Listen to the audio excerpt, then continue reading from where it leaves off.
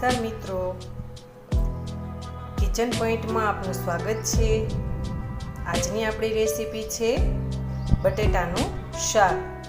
તો મિત્રો તમે જોઈ શકો છો કે મેં અહીંયા જે બટેટા છે તે બાફીને લીધેલા છે।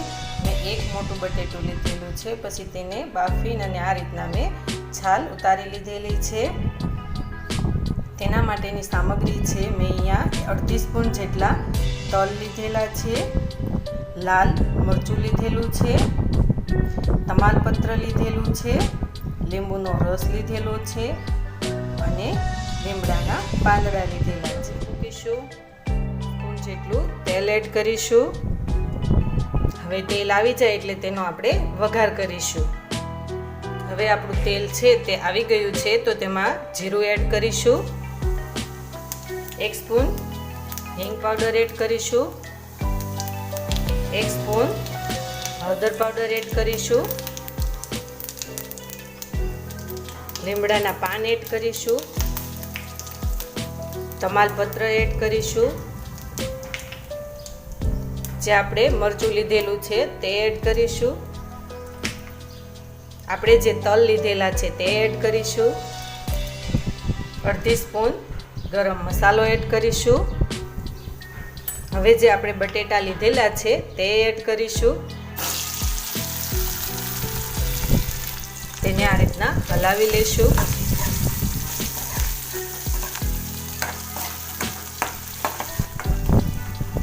તેને 2 મિનિટ જેટલા આપણે તેલમાં ચડવા દઈશું। હવે તેમાં લીંબુનો રસ એડ કરીશું। 1 સ્પૂન ખાંડ લીધેલી છે તે એડ કરીશું। અડધી સ્પૂન મીઠું એડ કરીશું। 1 સ્પૂન ચટણી પાવડર એડ કરીશું। જીરું પાવડર એડ કરીશું। તેને આ રીતના હલાવી લઈશું।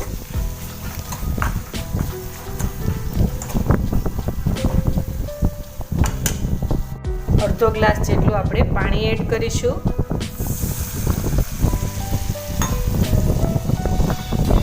તેને આપણે હવે 5 મિનિટ સુધી રહેવા દઈશું, જેથી કરીને આપણું જે શાક છે તે સરસ મજાનું રસા જેવું ઘાટું બની જાય।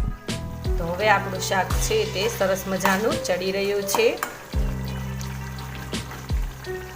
5 મિનિટ થાય પછી એને આપણે ઉતારી લઈશું એક બાઉલમાં। તો હવે એક બાઉલમાં આપણે શાક લઈ લીધેલું છે। તો દેખાઈ રહ્યું છે ને એકદમ સરસ રસાવાળું બટેટાનું શાક। તો મિત્રો, આ રેસીપી તમને ગમી હોય તો લાઈક કરજો, શેર કરજો અને સબસ્ક્રાઈબ કરજો। નમસ્કાર।